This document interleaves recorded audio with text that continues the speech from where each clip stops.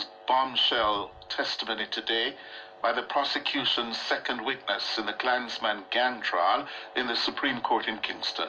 He stunned the court when he revealed that imprisoned dancehall entertainer Vybz Kartel had ordered members of the gang to kill another artist and two other persons. Early in the day, he told the court that the gangsters would accompany another dancehall entertainer, i-octane, when he went to studio to record music.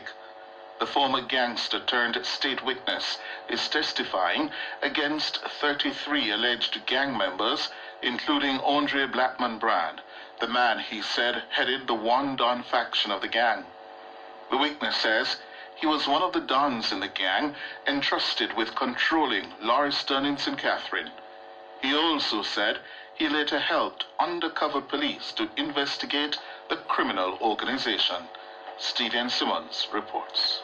Before making the explosive claim, the witness said the person he was about to tell the court about only had the contact numbers for 3 of the alleged gangsters, including Brian and himself. He says they were ordered to murder an artist. He said the artist survived the attack, but the other 2 persons, according to the witness, were killed in a double murder in Portmore, St. Catherine. The witness says the orders came from Kartel via phone. He also told the court that the gangsters would often accompany popular dancehall artist i-octane to recording studios. He says the gangsters, including Brian, would leave from their headquarters in Jones Avenue with the dancehall star to visit a studio in Dunrobin in St. Andrew. He says the musician's daughter would also be in the studio as he recorded his music.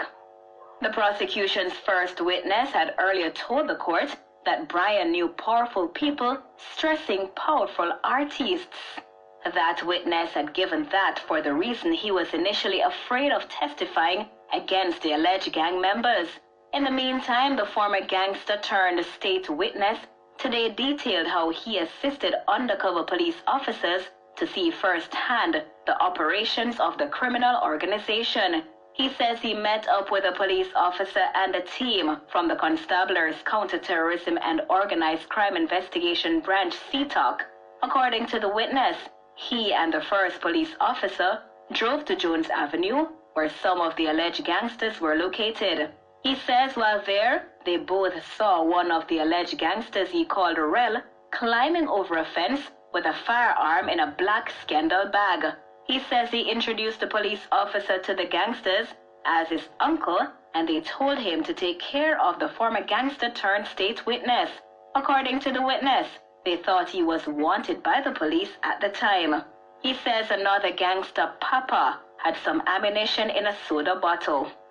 The witness says both gangsters handed the weapons to the undercover officer to pass to him, the witness.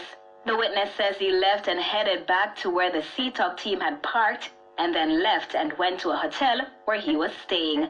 The trial resumes at 10 tomorrow morning. Stephen Simmons for Nationwide News.